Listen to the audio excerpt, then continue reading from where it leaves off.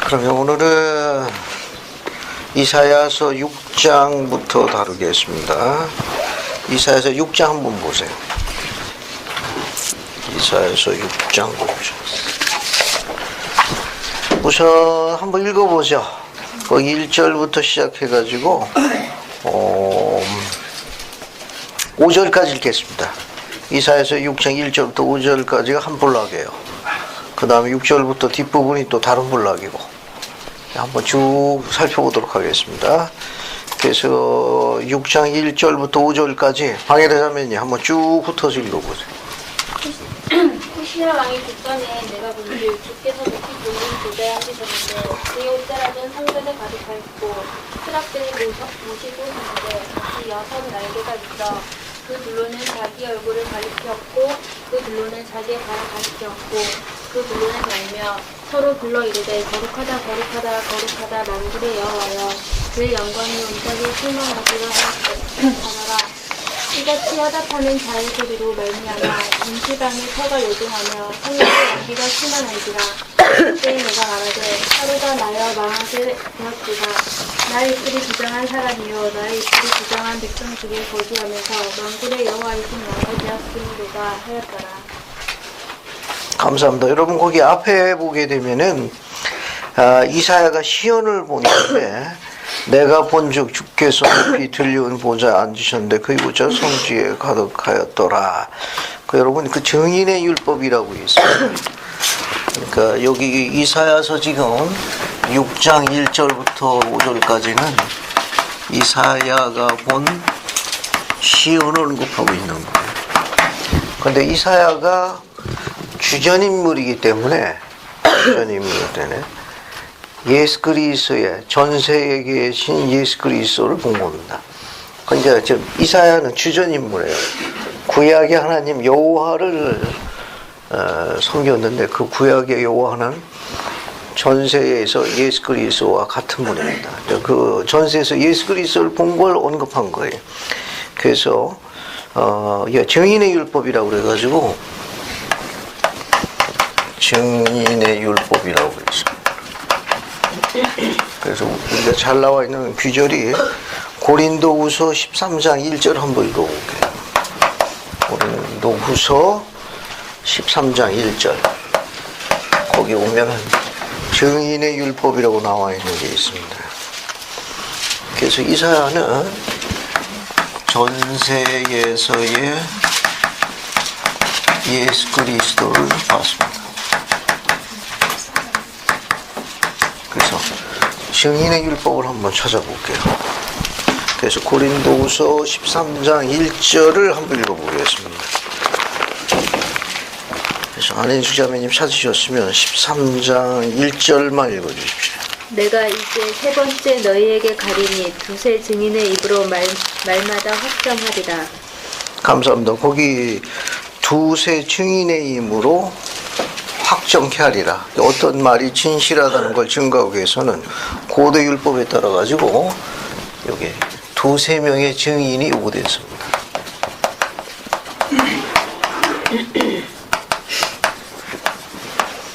요구된 거. 그래서 이사야가 전세에서 예수 그리스도를 봤는데 자신이 본 것이 진리라는 것, 참이라는 걸 확신시키기 위해서는 증인의 율법이 필요해요. 그래서 우리가 갖고 있는 다른 부분에는 또 이 증인의 율법을 뒷받침해주는 규절이 있습니다. 그래서 니파이후서 11장 2절부터 3절 보면은 예수 그리스도를 본 분이 또 다른 분들이 또 있습니다. 그래서 니파이후서 11장 2절과 3절 한번 보죠. 니파이후서 11장 2절부터 3절 한번 보겠습니다. 자, 이것도 한번 읽어볼까요? 저기 잉크스를 보세요. 니파이후서 11장 2절 3절. 그리고 이제 나 니파이는 이사야의 말을 더 기록하노니 이는 내 영혼이 그의 말을 기뻐함이라. 이는 내가 그의 말을 나의 백성에게 비유할 것이며 내가 그것을 나의 모든 자손들에게 보낼 것이니 이는 내가 나의 구속주를 본 것 같이 그가 진실로 나의 구속주를 보았음이니라.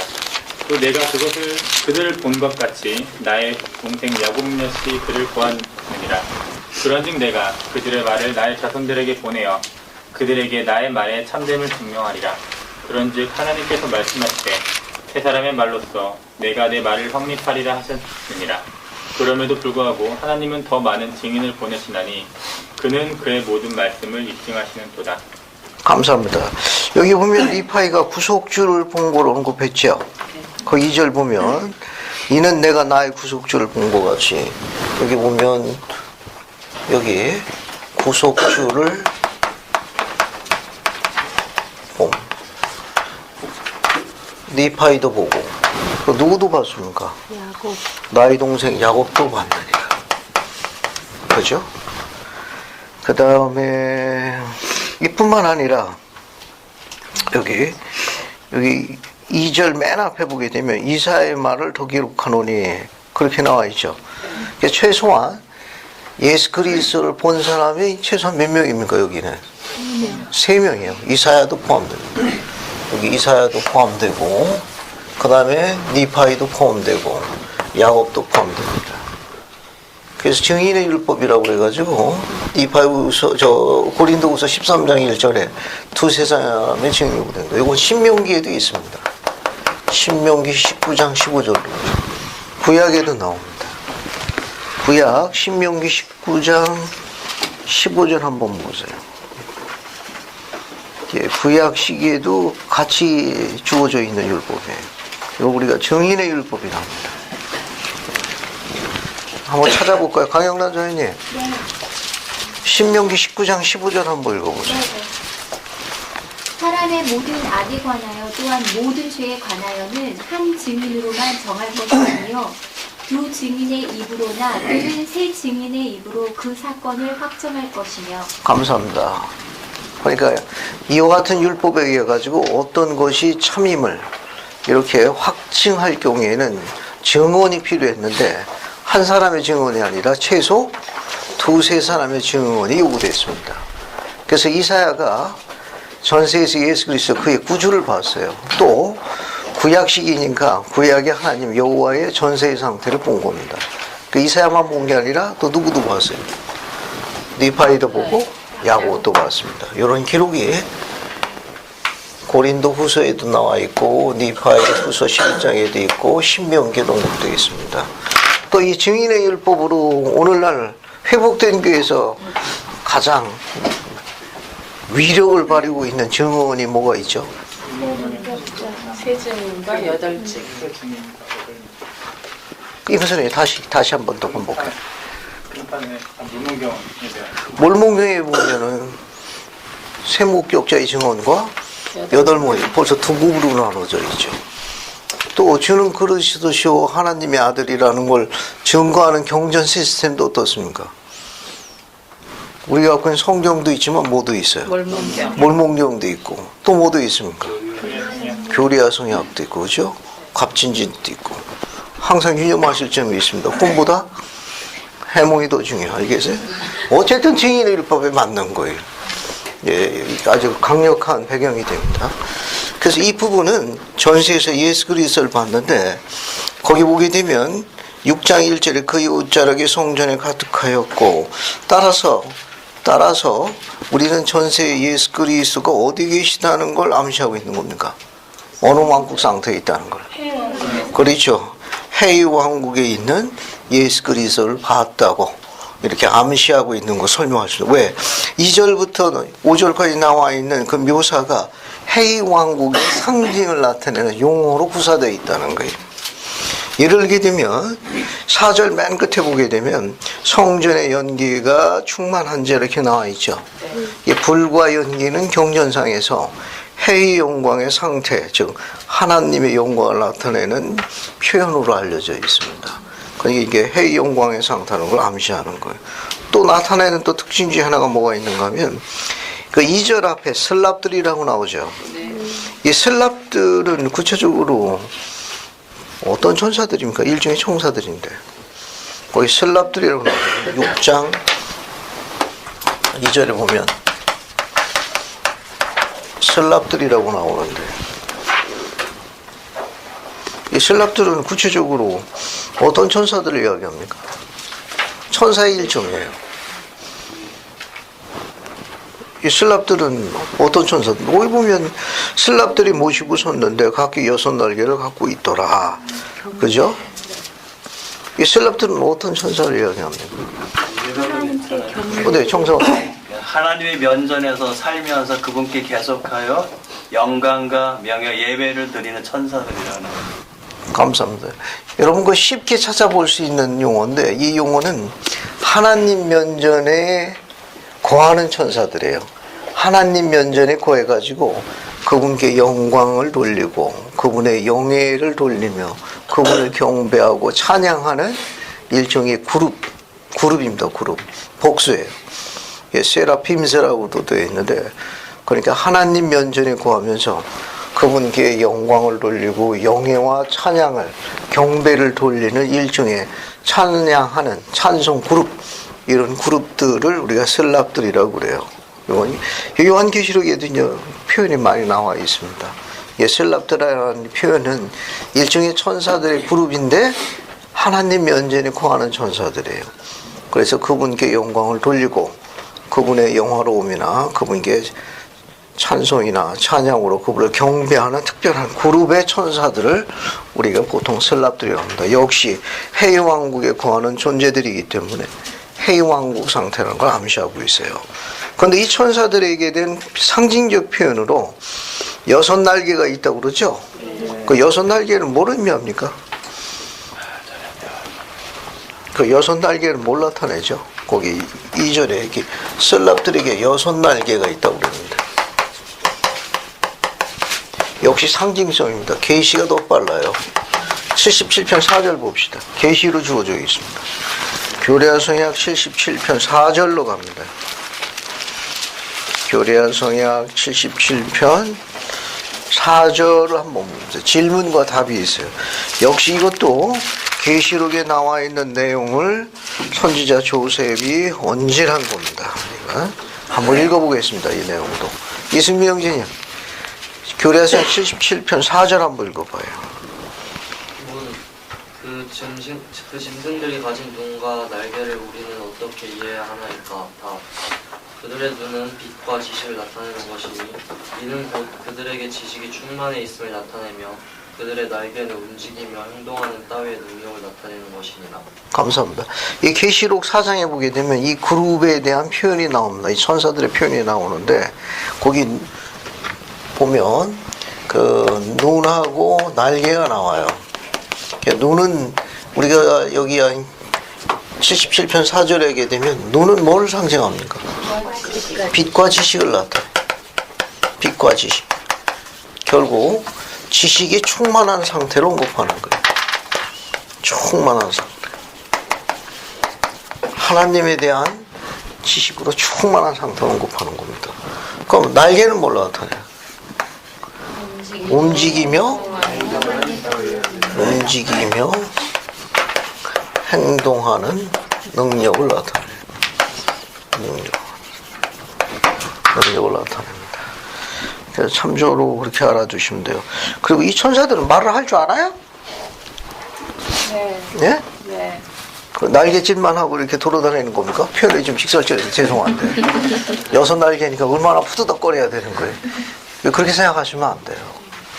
예, 그렇게 생각하시면 안 되고 이거는 지식으로 하나님에 관한 지에 충만해 있고 또 그들의 행동하고 하는 그런 것들이 거룩한 상태에 있다는 일종의 상징성이지 그냥 푸드덕하냐 이렇게 생각하시면 안 됩니다. 그 3절 보게 되면 서로 불러 이르되 뭐라고 그랬습니까? 거룩하다 만군의 여호와여 그의 영광이 온 땅에 충만하다. 찬양했습니다. 경배했어요. 계시로도 주어져 있습니다. 계시로도 109편 79절 보세요. 이제 이사야서 6편 3절을 교레아 성약 109편 79절에서 한번 찾아볼게요. 109편 79절 봅시다.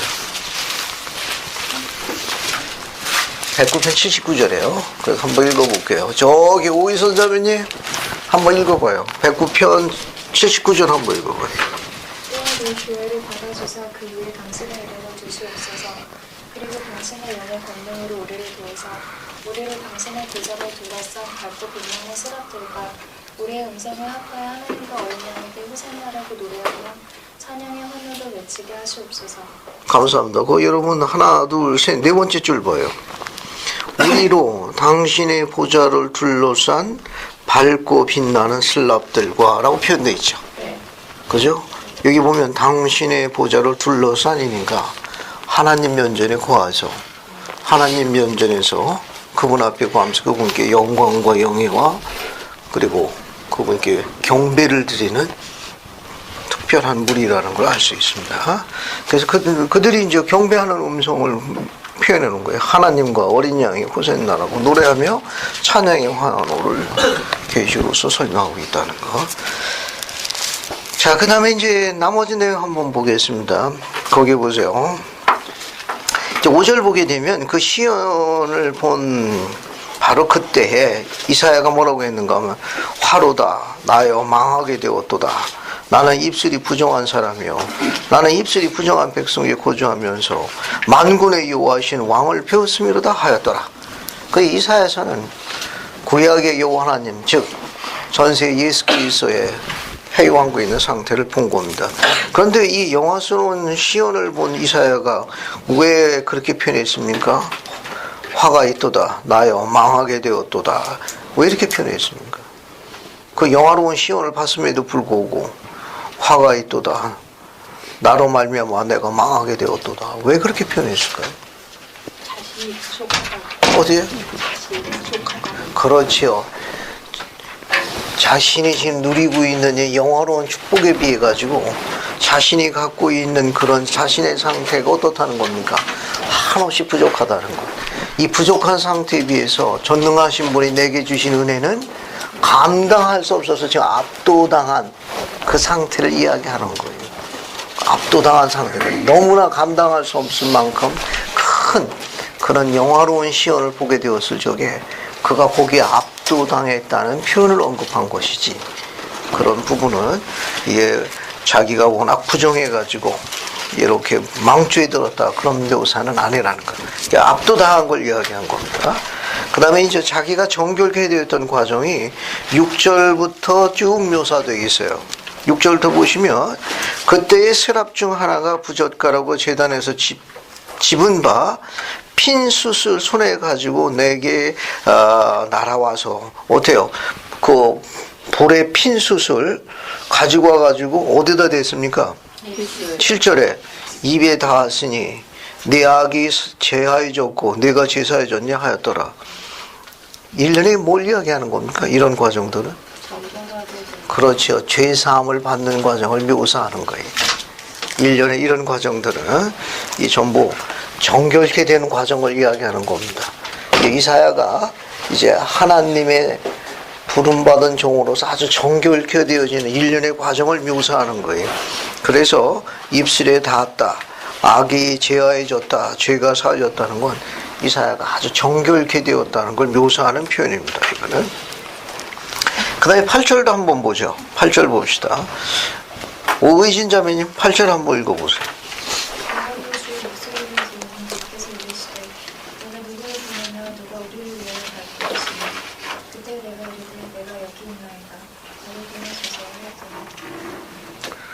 감사합니다. 여러분 거기 한번 다시 볼게요. 또 지금 이사야서 6장 8절을 봅니다. 내가 또 주의 목소리를 들으니 주께서 이르시되 내가 누구를 보내며 누가 우리 외에 갈고 하시니 그때 내가 이르되 내가 여기 있나이다 나를 보내서 하였더라. 이 절이 딱 하나만 나와 있는데 회복된 예수 그리스도 후기 성도 교회가 갖고 있는 다른 경전에 보면 이 부분이 아주 자세히 언급되어 있죠. 우리가 갖고 있는 성경에는 이게 한 줄만 이렇게 딱 나와 있는데 회복된 교회에서 갖고 있는 다른 경전에 보게 되면 이 성구가 어떤 배경을 갖고 있는 걸 묘사하는 기절이 있는데 혹시 뭐 연상되는 기절 없습니까? 지금 요 한 절, 여기는 한 절만 나와 있는데 어떤 사건 뭐 기억나는 거 없어요? 지금 이사야가 인용한 6절, 8절의 요 내용의 사건은 지금 이사야가 예수 그리스도를 봤죠. 근데 예수 그리스도를 봤는데 어디에 계신 예수 그리스도를 본 겁니까? 전세에서 계신 예수 그리스도를 봤으니까 이 상황은 그러면 전세에서 가졌던 뭘 암시하는 거예요? 거기서 가졌던 무슨 무언가 모임이 있었던 것 같은데 천국 평회가 있었죠. 천국 평회에 있었던 사건을 이야기하는데 여기는 한 줄만 나와 있지만 보다 자세한 기록은 어디 언급되어 있습니까? 아브라함서 보면 훨씬 더 자세하게 언급되어 있죠. 그죠? 그러니까 절 보세요. 뭐 굳이 찾지 않아도 됩니다. 그러니까 아브라함서 그 내용은 천국 평회에서 어떤 사이클의 내용이 이루어진 거예요? 거기서 천국 평회에서 어떤 일이 일어났습니까? 그 모임을 왜 한 거예요? 여기 이사야서에 나와 이 내용은 이사야가 단 한 줄만 언급을 했는데 지금 전세에 관한 이야기를 해왕국 상태에 계신 예수 그리스도를 언급하시면서 그분과 함께 있는 천사들이 찬양하고 경배드리고 다 그랬습니다. 그리고 또 거기에서 중요한 사이클에 대해서 이야기를 했어요. 대관절 거기서 어떤 일이 있었습니까? 가장 중요한 사건 뭐가 있었죠? 인크님. 그냥 간단하게. 구원의 계획 감사. 구원의 계획 중에 핵심이 뭐예요, 거기서? 이 사건, 이 절하고 뭐가 관절이 있습니까? 선택이지. 또. 강인한 자님, 금방 손 흔드는 거 아니에요? 아니 그게 아니라 아주 인사한 거. 그렇군. 그렇게 된 거. 좋습니다. 자, 지금 왜 이걸 연관하는가 하면은, 지금 이사야가 전세 예수 그리스도를 봤죠. 네. 천국편에서 구원의 계획을 이야기했죠. 네. 그러면 전세 예수 그리스도가 이제 어떤 임무에 지명된 겁니까? 제가 여기 있어, 우리 나를 보내줘서 무슨 일 때문에 그 발언이 이루어졌죠? 구세주의 그 사명을 감사. 이제 속죄의 계획에 따라 지금 무엇으로 예임된 겁니까, 그분이? 우리의 구속주로. 구세주의 그분의 임무지명이 된 걸 이야기하는 거예요. 그러니까 이사야서 이 글은 바로 그분이 우리의 구주로 속죄하실 구속주로 그분께서 지상으로 오시게 된 과정을 아주 단촐하게 한 절로 묘사한 거예요. 아주 흥미있는 절입니다. 그렇다면 그분이 우리의 구세주로 구속주로 속죄하시기 위해서 이제 지상에 온 것처럼 우리도 천국 평위에 여기 있었나요? 네. 어때요? 강현 선생님도 거기 있었던 것 같아요? 감사합니다. 자, 그러면 거기서도 이런 계획이 발표되어졌을 적에 즉 하나님의 자녀들에게 불멸과 영생을 가져다 주어 하나님처럼 되어서 하나님처럼 살 수 있는 그런 영원한 계획이 발표되었을 적에 그때 우리가 어떻게 했습니까? 우리도 호산나 호산나만 찬양 기뻐했던 거예요. 그래서 거기에서 그런 스케줄에 따라 가지고 우리도 연대와 거주를 정해 가지고 지상에 오게 된 겁니다. 그래서 지난번에 맨 처음에 여러분 나눠준 유인물 보게 되면은 맨 처음 나눠준 유인물이 있어요. 여기 또 지난주에도 유인물이 좋았는가? 지난주에 나눠준 유인물도 있네요. 두 개 중에 아무거나 보십시오. 지난주 것도 있고 예전에 맨 처음 나눠준 것도 있고. 지난주 유인물 보면은 이사야서 6장 8절 보면은 천국 평예를 묘사 이렇게 적은 게 있고 예전 것도 똑같아요. 예전 것도 그 전에 나눠진 복합 시리즈로 돼 있는 것도 여기 찾았습니까? 여기 인용문 한번 봐요. 자, 거기 보시면 천국 평예를 묘사하는데 고든 B 힝클 회장님이 이야기한 게 있습니다. 찾았습니까? 네. 여기 민정이 찾았어. 한 장 더 기억하라고. 이거 한번.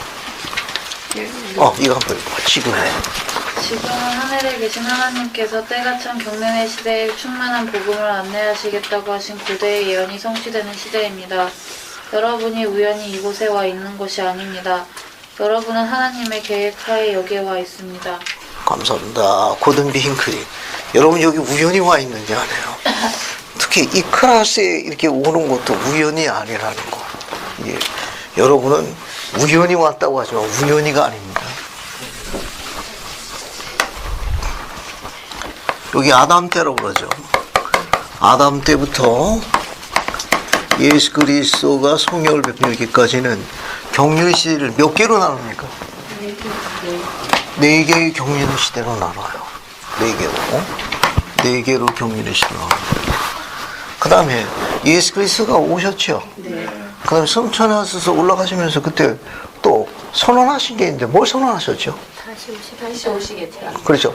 여기는 퍼스트 커밍, 처음 오신 거고, 세컨드 커밍, 네, 다시 오십니다.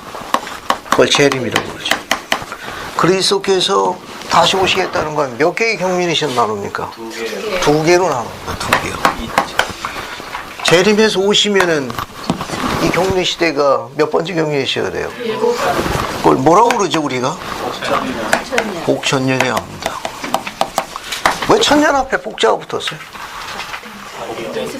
왜 성이 복이고 이름이 천년이에요? 왜 복천년입니까? 안자르님. 예수 그리스도께서 다스리시는 그렇죠. 예수 그리스도가 만왕의 왕으로 다스리는 앞서 있는 수많은 천년 가운데 가장 복된 천년이 복천년이란 말이에요. 그게 신정체제로 바뀌는 거예요. 왕이 누가 됩니까? 예수 그리스도. 때리고 옷을 뺏고 면류관 씌우고 침 뱉고 그냥 귀히 여기지 않았던 그분이 십자가에 달려 돌아가신 그분이 이제 만왕의 왕으로 다스리는 복된 천년이 복천년이에요. 자, 지금까지 이야기한 이 일곱 경륜의 사이클이 지구의 일종의 종교 연대라고 그래요. 이 연대를 오늘날 연대하고 일치하면 안 됩니다. 이건 종교 연대라고 그러는 것이지. 아니 어떻게 된 거야? 그러면 예수님 오신 다음에 2000년이면 2010년 날짜가 벌써 지났네? 그렇게 생각하시면 안 돼. 이거는 이 사이클은 그런 사이클이 아니에요. 이거는 종교 연대 단위라고 그래가지고 일종의 종교 연대 계산하는 방법이에요. 한 사이클을 보통 1000년이라고 봐가지고 하는 걸 그것도 종교연대라고 합니다. 그래서 지상의 1000년은 하늘에서 며칠로 계산해요? 하루로 계산해요. 그거는 시간법으로 무슨 시간법이라 하죠? 지금 이야기한 대로 주님의 계산법, 콜롭의 계산법, 해왕국의 시간법이라고 합니다. 다만요 아담의 창조 이후 시간은 해왕국 시간으로 계산된 시간이 포함되어 있기 때문에 오늘날 연대하고 일치한다는 건 거의 불가능합니다. 그냥 그렇게 이해하시게 되는데요. 주님의 사이클은 오늘날 주일 사이클과 똑같습니다. 이게 여기서 보면 월, 화, 수, 목, 금, 토, 일 이렇게 되죠. 그죠? 그러면 우리는 지금 어느 사이클에 와 있는 것 같습니까? 여기 이게 월요일서 여기 주님의 사이클은 이게 일요일이 될 거예요. 마지막 6 경륜의 시대가 토요일이 될 거고, 그죠? 회복이 몇 년도에 됐습니까? 교회가 언제 세워졌어요? 1830년, 그죠? 1830년이나 합시다. 지금 우리가 공부하고 있는 게 몇 년이에요? 2013년이에요. 그러면 후일에 계셔야 되면 1830년을 우리가 갖고 있는 시계로 볼 적에 시계로 땡! 토요일 12시가 되면은 일요일 여기로 들어가는 거예요. 그죠? 따져가지고 여기는 3시, 6시, 9시 됩시다. 그 다음에 여기 밤 12시 지나면 이제 곡천년에 주님의 재림이 시작되는 거예요. 그러면 1830년은 우리 시계로 보면 몇 시에 해당한다고 그랬습니까? 11시. 정상원님 그 성부 어디 나와요? 교리야서 33대. 그 외우기 좋은 성부예요. 교리야 성약 3,4만절이에요. 한번 찾아봅시다. 찾아볼게요. 교리야 성약 33편 3절 봐요. 이거 설명하는데 이유가 있습니다.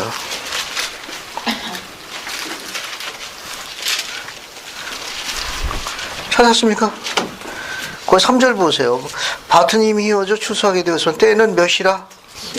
제 11시인데 내가 일꾼들을 나의 포도원에 불러들일 마지막 때니라. 이게 때가 찬 경륜의 시대입니다. 우리가 이야기한 지금 이 경륜의 시대를 이걸 때가 찬 경륜의 시대라고 그래요. 때가 찬 경륜의 시대라고 그러는데 이 1830년을 계시해가지고 밤 11시로 계시되어 있습니다. 밤 11시로 계시되어 있어요. 그런데 지금 2013년이니까 시간이 어떻게 됐을 것 같아요? 훨씬 더 가까이 갈수록 확률이 높습니다. 그죠? 그만큼 재림의 때가 가까웠다는 거죠. 그렇다면 여기 봐야죠. 아담 때부터 지상에 머무르고 있던 사탄과 그의 무리들은 재림이 시작되면 그들의 가지고 있던 그들의 활동 범주나 그들의 영향력은 전부 어떻게 되죠? 묶이게 되는 겁니다. 이제 자기들 때가 다 끝난 거예요. 자기들 때가 다 끝났기 때문에 지금 총력을 다해가지고 어린 양과 그분이 오시는 재림을 준비하는 그의 종들을 지금 뭐 하는 겁니까? 최대한 공격하는 거예요. 최대한. 그래서 아담 때부터 지금까지 갈고 닦은 실력으로 실력 발휘하는 시기가 바로 이 시기예요. 그동안 1라운드, 2라운드 해가지고 5라운드까지는 연전연승을 했습니다. 그래서 그동안 갈고 닦은 실력으로 한번 하자는 거죠. 한번 하자. 그러면 우리가 갖고 있는 흥미로운 다른 계시에 하게 되면 재림 전에 한바탕 붙는 큰 전투가 한 번 있죠. 아마겟돈이라고. 그러니까 태초부터 지금까지 악의 강력한 갈고 닦은 정예병들이 이미 이제 활동하고 있는 중입니다. 그럼 이 싸움의 마지막 전투에서 승리하기 위해서 총사령관이 누구예요? 우리 총사령관은 그리스도입니다. 오늘 좀 공부할 거예요. 이사야가 이야기했습니다. 오늘 9장 가서 공부할 거예요. 우리 총사령관은 예수 그리스도입니다. 자, 예수 그리스도께서도 이 마지막 싸움에 승리하기 위해서 그분도 어떤 병사를 보냅니까? 정예병사. 최정예 명을 보내는 거예요. 그래서 여기 아담 때 한 번 했고 노아 때, 엘리야 시대, 다윗 때, 니파의 큰오빠, 모로나의 큰오빠 시대도 한 번 했습니다. 그때 가서 태어났으면 좋았을 뻔했죠. 물고기나 잡고 열심히 그냥 창이나 던지고 화살이나 쏘고 방패갖고 그냥 왔다 갔다 하면 되는데 그때 안 보내고 이때 보냈습니다. 악의 강력한 사악한 군대와 맞서 싸워가지고 주님의 재림을 승리를 이끌도록 특별한 병사들을 그분이 품 안에 안고 계셨어요. 그 품 안에 안고 계셔서 그 병사들을 다시 보내셨습니다. 때가 찬 경륜시에 특별한 병사들이 오기 시작하고 있어요. 이 병사들은 이사야가 한 줄만 남겨놨습니다. 제가 여기 있사오니 저를 보내시옵소서. 그 싸움에 천국에서도 평화가 있었지만 천국에서도 전쟁이 있었나요? 네. 전쟁이 있었습니다. 그때 전쟁을 이끌었던 그 우두머리 이름이 뭐가 되죠? 혹시 이름 아시리라고 생각이 되는데 천군의 3분의 1을 자기 편으로 끌어가지고 지상으로 3분의 1을 퍼왔죠. 네. 그래서 그 이름이 뭘로 되어 있어요? 루시퍼로 되어 있어요. 사탄의 전세의 직분의 이름을 나타내는 호칭이 루시퍼입니다. 루시퍼예요. 3분의 1을 퍼왔거든요. 지상으로 퍼왔어요. 자, 그러니까 거기서도 격렬한 싸움이 있을 적에 용감에 싸운 병사도 있었고 덜 용감한 병사도 있었을 거예요. 그때 가장 용감한 병사들을 별도로 분리해서 언제부터 보냈습니까? 이때 보내는 거예요. 그게 우리들의 직계 자녀들입니다. 우리의 자녀들은 거기서 썸을 참 잘했어요. 그래서 악도 그들이 태어나는 걸 엄청 싫어합니다. 태어나가지고 그들이 세미나리하고 종교를 오게 되면 너무너무 싫어합니다. 선교사 가게 되면 이를 뿌득뿌득 가는 거죠. 그리고 영원한 결혼을 한다고 그러면은 대성통곡합니다.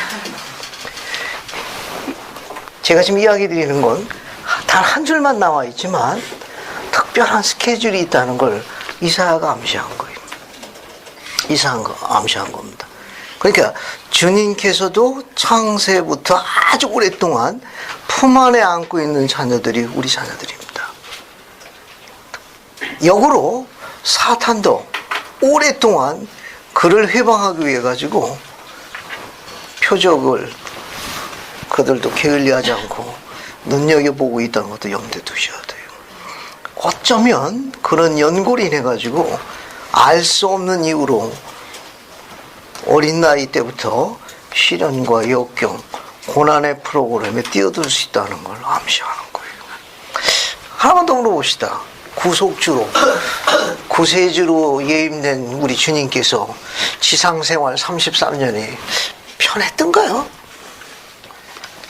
그분이 오시기 전에는 어땠습니까? 여기 오시기 전에는. 여기가 구약식이 아니에요. 여기가 구약식이 아닙니다. 그죠? 여기 성령을 베푸는 시기가 신약식이에요. 어때요?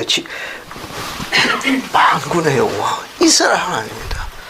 지극히 높으신 전능하신 하나님이 필면의 몸으로 지상에 오셨을 때 삶이 어땠냐고요? 그분의 삶이. 맨 밑바닥. 그 맨 밑바닥이라고 했는데 그 맨 밑바닥은 제가 즐겨 쓰는 용어입니다. 알겠어요? 제가 교직에 있을 때 우리 반님 그 여학생 꼬마들이 그냥 길바닥, 뭐 길구석, 길무통, 우리 아들 딸 이름이라고 정하더구만. 30살까지는 아주 그냥 일반적인 삶을 살지 않았는지 모르겠는데 그 이전에는 많이 배우고 또 어떤 지식을 다 하고 30살부터 성령을 베푸신 거잖아요. 그래서 뭐 됐습니다. 평범한 됐습니다. 아버지가 목수였으니까. 네, 좋습니다. 네. 열심히 뭐 목수의 그 당시 그 배경으로 마곡간에서 태어나서 목수를 배우면서 뭐 신의 견자님 얼굴 피세요. 괜찮습니다. 성장 과정은 그랬을 것 같아요. 왜 그분 얘기를 이렇게 울려고 그럽니까? 자, 그럼 이야기를 좀 줄이고 안으로 들어가 볼게요.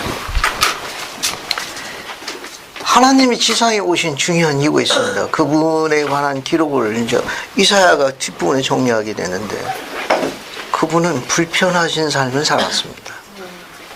성약의 요소는 불편함과 관련이 있어요. 우리가 그분을 따른다고 그래가지고 편리하고 우리가 이야기하는 모든 것부터 복이 그냥 거할 곳이 없도록 임하는 그런 상황의 극적인 변화를 요구하는 게 아니라는 겁니다. 물론 조금씩 절개마다 주어지면 더 고맙지만 때로 지금 이야기하는 포인트는 뭐냐면 이분이 만국의 영혼과 구약의 이스라엘 하나님이었습니다. 근데 그분이 지상에 오셔서 사는 삶은 신자매님이 조금 전 언급한 대로 마국간 출신이에요. 그리고 삶이 쉽지 않았습니다. 무주택자죠. 그분 집이 없으셨습니다.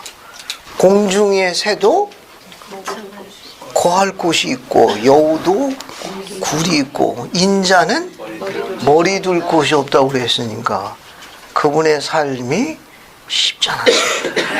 하나님이시만 지상에 왔을 적에는 하나님의 아들이라고 그래가지고 그로부터 면제받은 게 아무것도 없다는 거죠. 쉽지 않은 삶을 사신 이유는 우리가 그런 삶에 있을 적에 필면에 우리가 얼마나 힘든지, 얼마나 눈물 흘리는지, 얼마나 외로운지, 숨 쉬는 게 얼마나 힘든지를 몸소 체험하여 그들을 돕고자 함이시더라고 기록하고 있습니다. 엘마서에 나오는 글이에요. 엘마서 보면 그분이 지상에 거하사 불편한 몸으로 거하신 그 세월은 곤고한 삶을 보내고 있는 필면의 자녀들을 그들이 힘들고 어렵고 외롭고 할 적에 숨쉬기조차 힘든 나날이 있을 적에 어떻게 도우실까를 아시고자 함이니 바로 그분이 우리 구주입니다. 왜 이 메시지를 전하는가 하면은 그런 모든 걸 아시는 그분께서 우리에게 행복이라는 단어를 가져다 주기 위해 가지고 마련하신 계획이 복음이에요. 이 복음을 증거할 수 있는 당신의 특별한 자녀들을 지상에 보내기 시작했는데 그게 우리들의 자녀들입니다. 우리들 자녀들은 특별한 프로그램에 의해 가지고 특별한 시기에 와 있습니다. 그래서 고든비 힝크레장님 이렇게 이야기한 거예요. 다시 한번 읽어보겠습니다. 지금 하늘에 계신 하나님께서 때가 찬 경륜의 시대에 충만한 복음을 안나야 하시겠다고 하신 고대의 예언이 성취되는 시기가 바로 이 시기예요. 때가 찬 경륜의 시대라는 건 폴리스라는 건 뭐냐면 하늘의 뜻과 지상의 뜻이 완전히 하나로 이루어져 가지고 그리스도께서 승리하시는 시기가 때가 찬 경륜의 시대입니다. 이 앞선 시대는 핍박받고 박해받고 순교하는 시기지만 우리는 아니에요. 우리는 승리하는 시기입니다. 우리 자녀들은 그런 삶에 불편하도록 계획되어 있는 자녀들이 아니라는 거예요.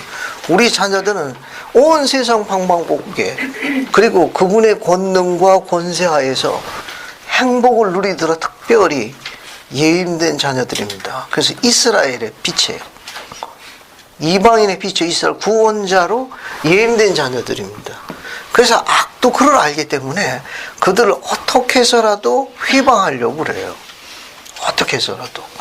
세미나리에 안 나가면은 무척 고마워하죠. 감사장 주려고 그럽니다. 종교교원이나 이런 부분 같은 경우도 마찬가지예요. 이게 다 뜻이 있고 이유가 있는 겁니다.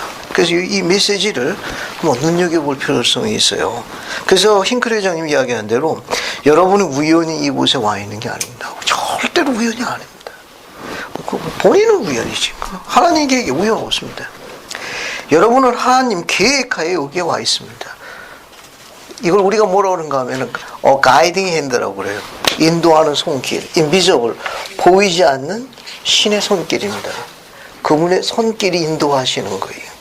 이런 경우는 우리 앞선 조상 중에 공덕을 쌓은 의로운 조상들의 염원과 기도도 포함되어 있습니다. 그러니까 이 복음이 굉장히 아름다운 건 영의 세계에 우리 앞선 조상들이 가 있어요. 그리고 이 지상에 와야 할 의로운 자손들도 영의 세계에 있습니다. 그죠? 그 영도 굉장히 의로운 영들이고 앞서간 조상들 중에도 의로운 영들이 있습니다. 그러니까 여기 영의 세계에 가 있는 의로운 조상들도 그들의 후손을 위해 가지고 기도 열심히 하신답니다. 거기서도 열심히 봉사하신대요. 그리고 아직 오지 않은 전세에서에 있는 크고 위대한 영들도 하나님의 부르심을 받아 이 계획에 때가 되면 나오려고 그들도 거기서도 신앙한 기도를 굉장히 열심히 한대요. 정확한 건 아니지만 신권을 의롭게 행사하는 아비와 신앙을 행사하는 의로운 어미에게 구성원이 될 수 있도록 그분들도 로비 엄청 한다고 그러는 거예요. 계시록 하나만 샘플로 볼게요. 138편 보세요. 교례서양 138 보겠습니다. 138편 보세요. 138편 55에서 56절 봅시다. 138편 55에서 56절 한번 읽어볼게요. 이것도 재밌습니다. 이 성경. 자, 한번 읽어볼게요. 윤수연 자매님 한번 읽어봐요. 138편 55, 56절 한번 크게 읽어봐요. 내가 봄에 그들도 또한 하나님의 교회 안에서 다스리는 자가 되도록 태초에 택함을 받은 고귀하고 위대한 자들 가운데 있더라. 그들은 실로 태어나기 전에 다른 많은 자들과 함께 영의 세계에서 그들의 첫 교훈을 받았고 사람의 영혼의 구원을 위하여 주의 포도원에서 일하도록 주께서 정하신 데에 나오도록 예비되었더라. 감사합니다. 맨 마지막 절 보세요. 56절 세 번째 절. 사람의 영혼의 구원을 위하여 주의 포도원에서 일하도록 주께서 정하신 때에 나오도록 예비되어서 그들이 대기하고 있더라. 대기하고 있더라. 그런 말이에요. 이거 우연이 아니에요. 우연이 아닙니다. 그래서 이런 부분도 염두에 주시면 좋겠어요. 특히 이 성구는 1995년 4월 될 때 고든비 힝크레 회장님이 이 예언의 성취를 위하여 경전을 자라나는 세대들이 준비되어지겠다고 예언하셨습니다. 그러니까 이 앞선 수많은 경륜의 시대 가운데 이 시기만큼 자라나는 세대들이 하나님의 말씀으로 무장되는 세대가 이제 자라나기 시작했다고 예언하셨습니다. 이루 말할 수 없는 축복이죠. 그냥 옛날 이야기 잠깐 해드리겠습니다. 제가 성경책 처음 본 거는 고등학교 2학년 때 성결교에 다니는 제 뒤에 앉은 친구가 기도원 협회에서 나오는 빨간 성경책이 있었습니다. 그 친구가 쉬는 시간마다 신약 성경을 읽었어요. 이름도 지금도 기억이 나는데 200키라는 아이, 아주 키가 크고 하얀 아이였습니다. 굉장히 보기가 좋았어요. 그래서 쉬는 시간만 되면 그 틈틈이 그걸 읽더라고. 그래서 보기가 굉장히, 그게 성경책이라는 걸 처음 알았는데, 뭔지는 모르지만 알고 싶은 충동이 좀 있었어요. 그래서 읽고 있는 성구를 물어봤죠. 그랬더니 교회를 소개하더라고. 궁금하냐고. 정권아 궁금하냐? 그래서 이게 무슨 뜻이야 했더니 우리 교사한테 물어보자고. 그래서 이제 처음 교회를 찾아갔습니다. 고등학교 2학년 때. 그게 저희 동네에 있는 서문교회인데 성결교회였습니다. 나중에 알고 봤더니 저희 모친이 막 웃으시더라고. 교회 갔다고 그랬더니 깔깔거리고 모친 웃으셨는데, 저희 아버님께서 거기 개척교회 처음 벽돌지고 할 때 거기 일을 그렇게 하셨다고, 교회를 다니셨다고 그러더라고요. 열심히 다녔답니다. 그 개척교회 그 벽돌이고 뭐 공사할 적에 노력공사 많이 하셨는데, 목사님이 헌금이 불투명하다고 대판 싸우고 교회 안 나가셨다고. 그래서 저희 어머니가 저한테 성경책 한 권 주시더라고. 당시에 부친께서 교회 다닐 적에 가져온 성경책이었습니다. 그 앞에 펜으로다가 날아가는 펜글씨로 특이한 필체를 써서 성경을 약처럼 밥처럼 먹어라 뭐 이렇게 쓰셨더라고요. 그 안에 쭉 읽어봤어요. 쭉 훑어봤더니 밑줄 친 건 한 줄도 없더라고. 아마 받자마자 싸우셨는 거. 지금도 그 글을 보게 되면 그리움이 많이 앞섭니다. 우연이었지만 우연이 아닌 필연적인 결과로 그 아들이 말씀을 증거하는 거 보면은 우연이 아니라 아마 영희세도 열심히 봉사하실 거예요. 또 신앙에게도 망사하실 거고. 제가 이런 메시지를 드린 이유 중에 하나는 뭐냐면, 우리 계획은 우연이 없습니다. 우리 계획이 없어요. 하나님의 말씀을 잡으십시오. 특히 제가 딸들한테 부탁드리고 싶은 말씀은, 여러분이 말씀을 잡아야 전능하신 분께서 눈길을 안 떼십니다. 저는 그 여러분 약속할 수 있어요. 왜냐하면 여러분은 전세에 있는 크고 위대한 영들을, 이 마지막 경륜의 시대에 그 용사들을 데리고 올 하나님의 동업자이기 때문에 그렇습니다. 다른 딸하고 달라요. 지금은 뭐 선택하고 그런 시기가 아니라 주님은 서두르고 계시는 시기예요. 그 크고 이 창세기 전부터 있던 수많은 세 가장 용감했던 그 위대한 병사들이 지금 예언에 따라가지고 지금 대기 중입니다. 정하신 때에 영혼을 구원하기 위해서 지금 기다리고 있는 힐라면의 2,000 용사들이에요. 그 용사들이 오도록 하기 위해서는 딸들이 필요합니다. 우리 딸들이 필요해요. 딸들이 없으면 일을 못해요. 이 딸들이 하나님의 눈길을 잡을 수 있는 유일한 방법은 말씀을 잡는 일입니다. 그럼 주님께서 나머지 그분이 다 알아서 하십니다. 그래서 축복하실 거예요. 이런 특별한 메시지가 있습니다. 우리 이스라엘 형제들도 이런 메시지를 잘 기억하게 되면은 지금 준비하는 일련의 과정들이, 주님은 앞선 세대와 조금 다른 세대들 보내고 있는 거예요. 이 세대들은 복음이 땅끝까지 전파되도록 예언한 그 세대들입니다. 이 친구들은 핍받고 박해받는 세대가 아니에요. 이제 온 세상에 나가니까 주님께서 내보내는 세대의 젊은이들입니다. 우리 세대하고도 조금 달라요. 앞으로 가면 더 합니다. 앞으로 가면 더. 지금 이제 종교원에서 지금 이제 학기가 바뀌는 느끼는 것 중에 뭐냐면, 우리 자녀들이 굉장히 용감하다는 거. 요번에 이제 선교사업 나가는 그 5월호인가요? 그 교회 4월호인가? 거기 보니까 20 몇 명이 갔는데 장로는 2명인가 3명뿐이 없더구만. 나머지는 전부 딸들이에요. 얼마나 용감합니까? 안 가는 데가 없어. 중국으로도 가고 해외에도 가고. 이 딸들이 거기서 쌓는 그 영적 경험이라는 건 파워풀한 거예요. 얼마나 아름답습니까? 그 구주를 증거하고, 또 그들이, 저 같은 경우는 이제 그러다가 대학교 들어가면서부터 성경을 알게 된 거예요. 그게 저는 이제 20살 때 성경을 처음 공부하기 시작한 겁니다. 교회 들어와가지고 이게 무슨 책인가 하고. 근데 저희 자녀들은 어때요? 뱃속 일 때부터 경전 공부하는 아이들이에요.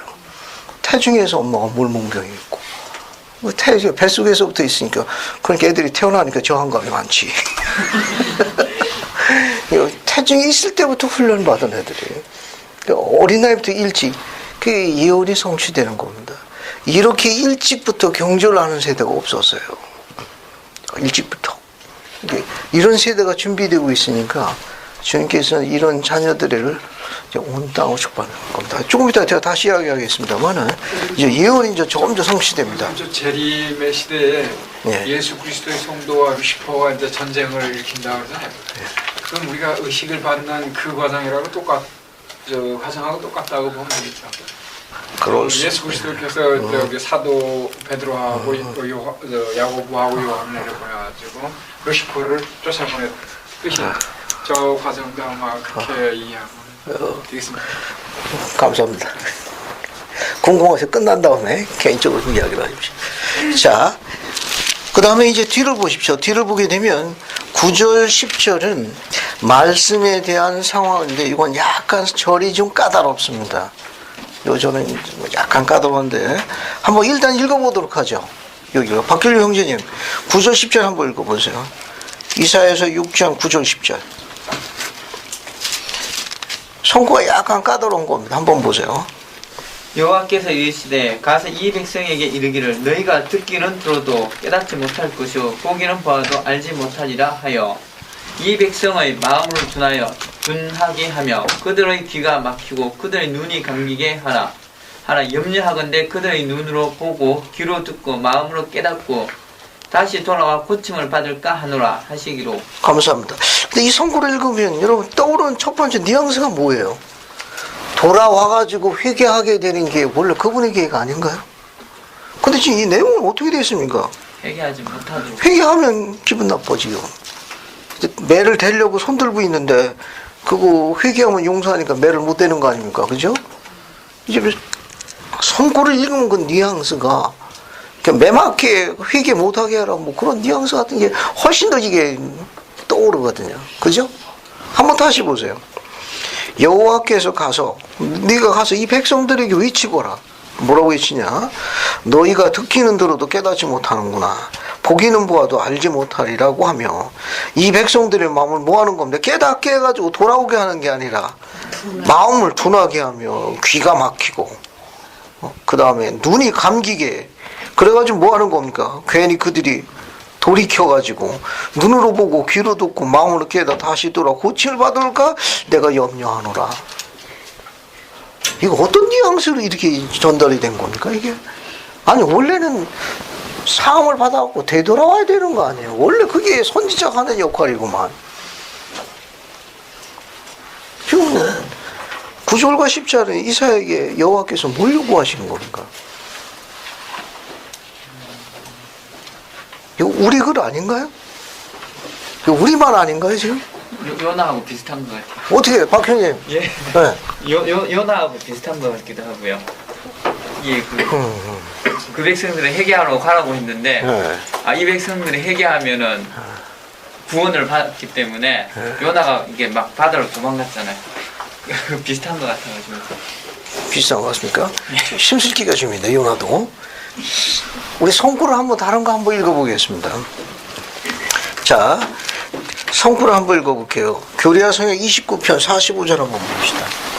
교리야 성약 29편 45절. 교리야 성약 29편 45절 보세요. 29편 45절 한번 읽어보겠습니다. 저의 경제면요 한번 읽어보세요. 네. 이는 그들이 빛보다 오히려 어둠을 사랑하고 그들의 행위가 악함으로 그들이 순종하고자 하는 자에게서 자신의 삭을 받습니다. 감사합니다. 지금 읽은 이 계시의 이 말씀을 이사야에게 준 거라고 생각하시면 돼요. 그러니까 이 성구는 뭐냐면은 그들이 빛보다 오히려 어둠을 사랑하고 그들의 행위가 악함으로, 그러니까 백성들에게 빛이 전달됐지만 충분히 가르침을 받으실 만큼은 충분히 인지되어 있음에도 불구하고 고의적으로 어떻게 했습니까? 빛을 버리고 저버리고 뭘 택한 거예요?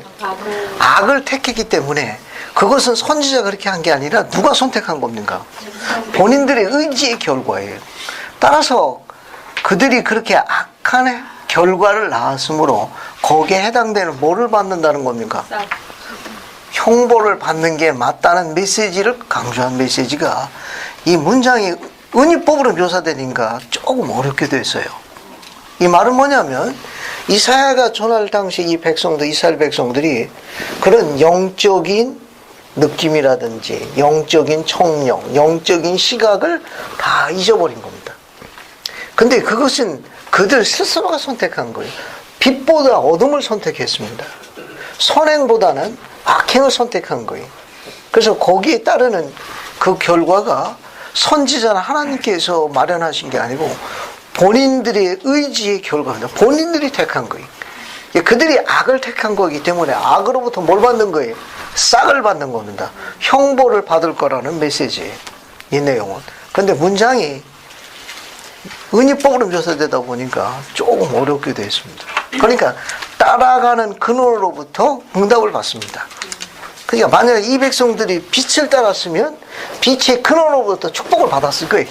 그런데 그들이 빛을 저버린 겁니다. 뭘 택했어요? 어둠을 택한 거예요. 그래서 정죄받겠다는 메시지 내용을 표현한 내용입니다. 안 그러면 이 내용을 이해하기가 조금 쉽지 않아요. 이 내용은. 그래서 그렇게 이해하시면 되겠습니다. 보통 이 우리가 이야기하는 악한 행동은 본인이 선택한 의지의 결과로 묘사된 성구네, 바로 이 성구입니다. 그래서 앞에 보시게 되면 너희가 듣기는 들어도 깨닫지 못할 것이요 보기는 보아도 알지 못할, 이 문장은 뭐냐? 자신들이 선택한 결과를 본인이 책임지는 과정을 묘사한 표현이에요. 이 내용은. 그러니까 자신들이 선택한 것을 스스로 책임지게 된다는 걸 묘사한 내용입니다. 그러니까 자신들의 의지로 선택한 것을 누가 본인들이 책임져야 된다는 걸 언급하는 거예요. 따라서 이건 뭐냐면 선택하게 되면은 자동적으로 뭐가 따라오는 겁니까? 결과가 따라오는 거예요. 그러니까 선택하게 되면 결과가 따라오는 거예요. 지금 그 내용을 9절에 설명한 겁니다. 구체적인 거는 이 백성들의 마음이 둔하니까 영적인 감각이 실종된 거예요. 그들의 귀가 막혔습니다. 귀가 막혔어요. 영적인 청력, 들을 귀가 사라진 겁니다. 눈이 감겼으니까 영적인 시적도 잊어버린 거예요. 이건 본인들이 선택한 거예요. 본인들이 그렇게 선택했기 때문에 그들에게 책임지게 되는 결과를 묘사한 겁니다. 염려하건대 그들의 눈으로 보고 귀로 듣고 마음으로 깨닫고 다시 돌아와 고침받아 가거라. 이럴 경우는 뭡니까? 이럴 가능성은 거의 없는 거예요. 왜? 빛보다는 악을 선택했고 사악함으로 일정하기 때문에 이들이 이럴 가능성이 거의 없는 아주 영적 상태가 굉장히 황폐케 되었다는 걸 묘사하는 상황입니다. 그럼에도 불구하고 13절 보세요. 그럼에도 불구하고 주님의 친절하신 자비가 임하는 게 13절입니다. 그 중에 10분의 1이 아직 남아있는지라 이것도 황폐케 될 것이나 밤나무나 상수리 나무가 배임을 당하여도 그 그루터기는 남아있는 것 같이 거룩한 씨가 이 땅에 그루터기니라 하시더라. 그들이 비록 이렇게 사악했다 하더라도 성약 때문에 누구와 조상들과 맺은 언약 때문에 그 언약 때문에 이 씨를 내가 그래도 남겨둘 것이라 해서 이스라엘 백성들이 생존하게 될 거라는 걸 암시한 내용입니다. 어때요? 이스라엘 백성 오늘날 어떻게 되어 있습니까? 그래도 생존해 있잖아요. 그래도 막강한 힘을 구사하고 예언의 성취를 보고 있는 겁니다. 지금 그래도 그 그루터기는 남아있을 것이라. 주님의 계획 중에 하나입니다. 뒤에 보면 다시 또 언급되어 있어요. 그 다음에 이제 7장 14절 한번 읽어보겠습니다. 7장 14절. 이사야 이제 하이라이트인데, 이 7장 14절은 뒤에 9장 6절과 같은 내용이에요. 여기. 그래서 이사야서 7장 14절하고 이사야서 9장 6절, 6절입니다. 이 두 절을 같이 공부할게요. 지금 이사야에 선고된 이것은 메시아에 관한 첫 번째 예언입니다. 첫 번째 예언이고, 이사야서 9장 6절은 메시아에 관한 두 번째 예언이에요. 두 번째 예언입니다. 자, 그럼 하나씩 볼게요. 14절 먼저 봅시다. 이영희 자매님 14절 한번 읽어주십시오.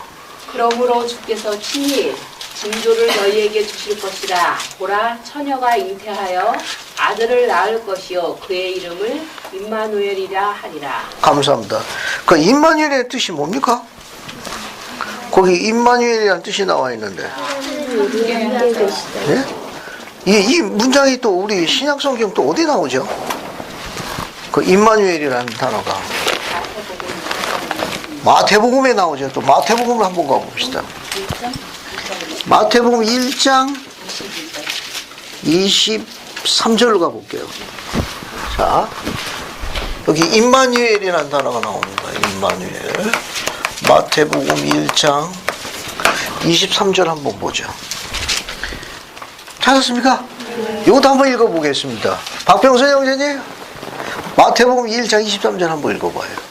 보라, 처녀가 잉태하여 아들을 낳을 것이요 그의 이름은 임마누엘이라 하리라 하셨으니 이를 번역한 데 하나님이 우리와 함께 계시다 하니. 감사합니다. 여기 임마누엘 뜻이 거기 뭐라고 나와 있어요?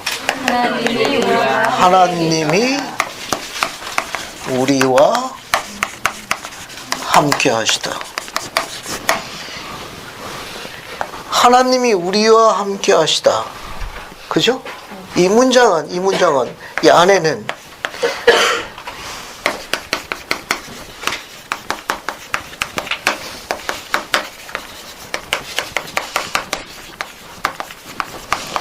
지상에서 여호와의 성약을 다른 문장으로 바꿔 쓴 거예요. God, 하나님께서 with us, 우리와 함께 계시다. 임마누엘 뜻입니다. God, 하나님께서 with us, 우리와 함께 계시다. 우리는 필멸의 인간이거든요. 필멸의 인간입니다. 하나님이 필멸의 인간과 함께 계신 분 딱 한 분이에요. 구약의 하나님, 그분이 어떻게 된 건가요? 지상에 오셔가지고 구약의 하나님 아니에요. 호칭이 구약의 하나님 아닙니까? 이스라엘 하나님, 아브라함과 이삭과 야곱의 하나님, 그 가드, 그 하나님이 지상에 오셨을 적에 우리가 함께 계신 거 아닌가요? 그분이 누굽니까? 아기로 왔을 적에 처녀가 잉태해서 아기를 낳았는데 그 이름을 뭐라 하라? 예수라 하라. 그죠? 이 예수가 누구예요? 여기 나와 있는 대로 임마누엘 뜻을 갖고 있는 거예요. 왜? 하나님이 우리와 함께 지상에 함께 계셨잖아요. 예언의 성취입니다. 예언의 성취. 자, 여기서 우리가 하나 적용해 볼 게 하나 있습니다. 하나님께서 왜 아기로 오셨나요? 그 전능한 하나님이 왜 힘없는 어린 아기로 오셨습니까? 그래서 강보에 쌓여서 한 어머니 품에 안겼죠. 왜 하나님께서 아기로 오셨습니까? 강장님. 어떻게? 어른으로 오면 이상하지 않죠? 정확하게 어른 오면 이상하지. 그러네. 답이 다 나와가지고 제가 설명하겠습니다. 흥미있는 이야기를 제가 설명하려고 합니다. 이 세상을 변화시키고 업그레이드 하려면은 많은 제도, 법, 또 뭐라고 아까 이야기한 대로 그런 아주 천재, 그런 브레인들, 뭐 이런 시스템을 만들어 가지고 제도나 법규나 이걸 제정해서 업그레이드를 하려고 합니다. 근데 하나님의 방법은 안 그러죠. 전능하신 하나님이 세상을 업그레이드 하려고, 행복하게 하려고, 변화를 주려고 할 적에는 어느 시스템을 마련하셨습니까? 아기가 세상에 오는 시스템을 만들어서 세상을 바꾸셨다는 걸 설명하는 거예요. God with us라는 건 뭐냐? 하나님 우리와 함께 하셨다는 것. 변화시키기 위해서, 세상을 변화하기 위해서, 세상이 업그레이드되기 위해서 마련하신 게 이게 악이라는 프로그램입니다. 좀 시끄럽긴 하죠. 짜증나게 하고. 그냥 붙지질 못하게. 남아형제매는 실감할 거예요. 그죠? 이게 또 모친 계통이라면 순할 텐데 이게 또 다른 계통을 닮아가지고 쉽지 않을 거예요. 또 그분은 또 체연하게 계실 거고. 자, 하나님이 우리와 함께 계시다 할 적에 아기로 오셨습니다. 세상은 조금 다른 방식으로 가르치고 있는데 복음은 안 그래요. 복음은 아기와 관련이 있습니다. 아기가 지상에 오는 것은 업그레이드를 이야기하는 거예요. 변화를 이야기합니다. 물론 일을 많이 시킵니다. 또 짜증나게 하고 번거롭게 하지만 그 아기가 와야만 소망이 자라나는 거예요. 그래야 소망이 성취되고 업그레이드 됩니다. 독특한 프로그램이에요. God with us, 하나님 우리와 함께 하시다. 지상에서 여호와의 소개인데 하나님께서 아기로 오셔서 세상을 바꾸신 거예요. 오늘 뉴스 봤더니 대처 그 수상에 세상으로 아기로 오신 분입니다. 그래서 영국을 바꾼 사람이에요. 선지자 조셉도 뭐로 왔습니까? 아기로 왔습니다. 그래서 세상을 바꾼 거예요. 베드로, 야고보, 요한도 다 아기로 오셨습니다. 포리건형도 다 아기로. 그래서 어떻습니까? 다 세상을 바꾸신 분들이에요. 만약에 아기가 오지 않는다면 하나님의 계획은 더 이상 발전할 수 없을 거예요. 왜 하나님의 딸들이 존중받아야 되는지 이해하시겠습니까? 왜 그 딸들이 사랑받아야 되며 존중받아야 되며 왜 신권이 지상에 존재하는지 이해하시겠어요? 만약 이 딸들이 지상에서 그 임무를 수행하지 않는다면 신권은 아무 소용없습니다. 교회도 아무 소용없어. 하나님도 아무것도 못해. 그 동반자, 동업자가 하나님의 딸들입니다. 하나님의 선물이에요. God with us. 정말로 하나님이 우리와 함께 하신 거예요. 지상에서 여호와의 소원인데 무엇을 오셨느냐? 이사야가 지적을 딱 한 거예요. 처녀가 아기를 낳으리니. 아기입니다. 아기로 왔어요. 아기가 와야 하나님의 사업이 번성합니다. 이 복음은 굉장히 의미심장해요. 그래서 나중에 이제 남편과 아버지를 존중하게 되지만 그렇게 빛과 진리 가운데 자라나는 자녀를 보는 건 굉장히 또 큰 즐거움입니다. 또 그들도 존중하고.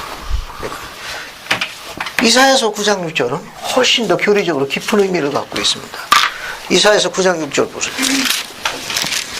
이사야서 9장 6절입니다. 한번 봐요. 박다운 자매님, 이사야서 9장 6절 한번 읽어봐요. 이는 한 아이가 우리에게 낳고 한 아이들은 우리에게 주신 바 되었을 때 그의 어깨에 있는 정사를 메었고 그의 이름은 기묘자라 모사라 전능한 하나님이라 영원히 아버지라 천방의 왕이라 할 것입니다. 감사합니다. 크리스마스 때 자주 인용되는 사랑받는 성구 중에 하나예요. 근데 이 뜻을 알면 훨씬 더 사랑하게 됩니다. 여기 보세요. 한 아기가 우리에게 낳고 한 아기가 우리에게 낳고 한 아들을 우리에게 주신 바 되었는데, 그죠? 한 아들을 우리에게 주신 바 되었는데 그 어깨에 정사를 메었고, 이 정사라는 말은 뭐냐 하면은 뭐라고 그럴까요? 그 왕이나 어떤 큰 황제라든지 어떤 절대자가 갖는 어떤 위엄, 어떤 권위, 그런 권세를 다 총칭하는 편이에요. 이거요. 뭐 쉽게 설명할 수 있는 게 하나 있을 수 있는데, 여러분 그 영화라든가 드라마 아니면 이런 거 보게 되면 어때요? 그 중세라든지 이때 르네상스를 보게 되면 그 황제나 그런 왕들이 입는 그 유니폼, 그 왕의 복장이 어떻습니까? 그 어깨에 그거 쫄개들하고 다르잖아요. 네. 설명할 수 그냥 금빛 휘황찬란하고 또 뭐 이렇게 또 두르고 또 뭔가는 어깨가 달라 보이지 않습니까? 그죠? 그건 뭐냐? 그가 갖고 있는 어떤 그 권위, 어떤 그 권능, 권세 다 포함되어 있는 겁니까? 그게 이제 절대자라는 걸 나타내는 걸 이야기하는 거예요. 그 다음에 그의 이름이 지금 뭐라고 되어 있습니까? 한번 불러보세요. 기묘자. 기묘자라. 그 다음에 모사라. 그 다음에 또 뭐라고 되어 있어요? 전능하신 하나님이라. 전능하신 하나님이라. 그 다음에요. 영존하시는 아버지라. 그 다음에 또 뭐라고 되어 있습니까? 평강의 왕. 평강의 왕이라. 평강의 왕이라. 근데 문장 맨 앞에 9장 6절 문장 맨 첫 줄이 뭐라고 되어 있어요?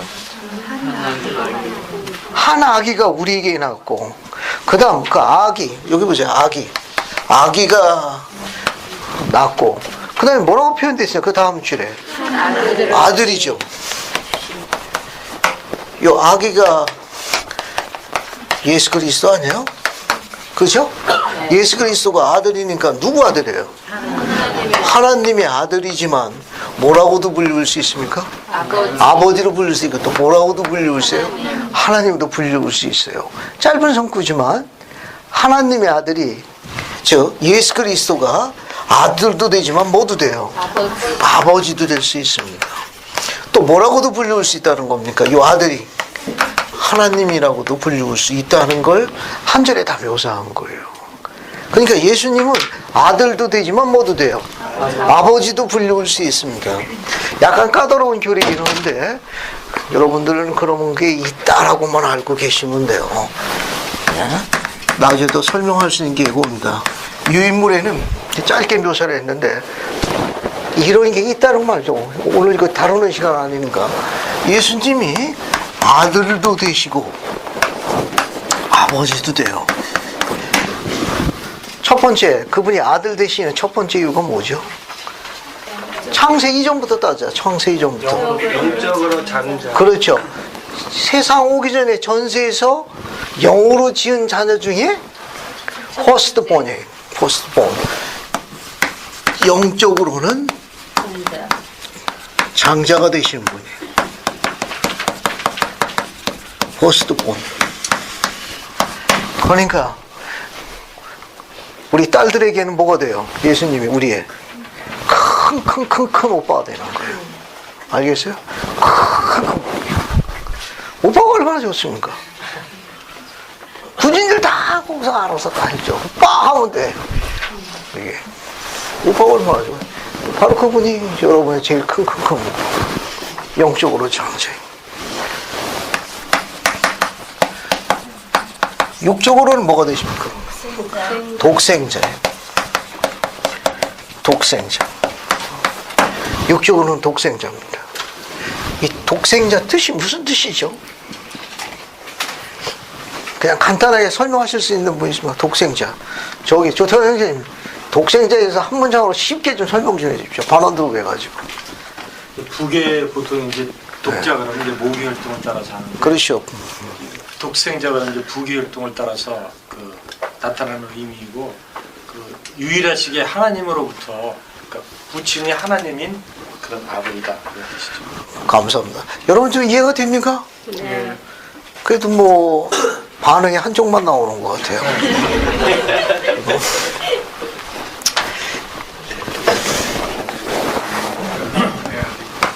원문이 only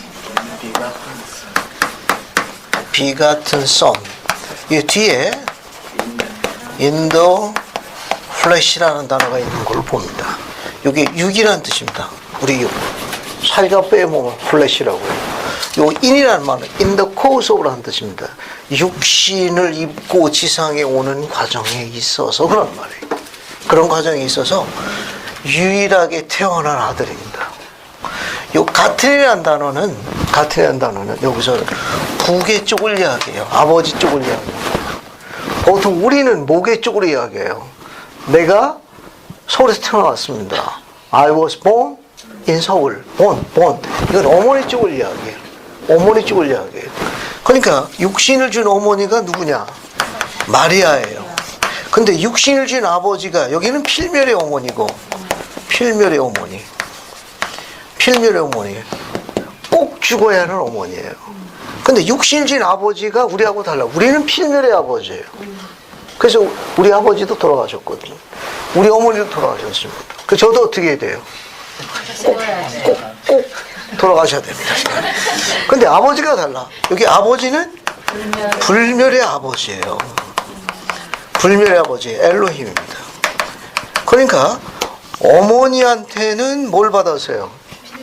필멸의 능력을 받았습니다. 그러니까 필멸이라는 건 죽을 수 있는 능력을 이야기해요. 근데 이 아버지는 불멸의 아버지니까 아버지에게 뭘 받았습니까? 불멸의 능력을 받았어요. 그러니까 육신이 없고 지상에 오는 과정에 있어서 유일하게 불멸의 아버지에게서 불멸의 능력을 갖고 태어난 유일한 아들이라는 뜻이 독생자라는 뜻이에요. 이것 때문에 예수님은 어머니로 받은 필멸 때문에 목숨을 스스로 버릴 수도 있지만 아버지로 받은 불멸 때문에 어때요? 죽음을 이길 수 있습니다.